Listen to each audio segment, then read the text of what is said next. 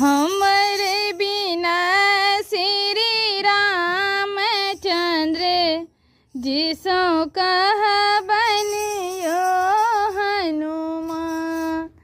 हमरे बिना श्री रामचंद्र जिसो कह बनियो हनुमान।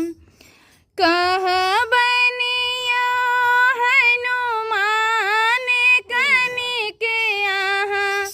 कह बनियो हनुमान बिना मोरा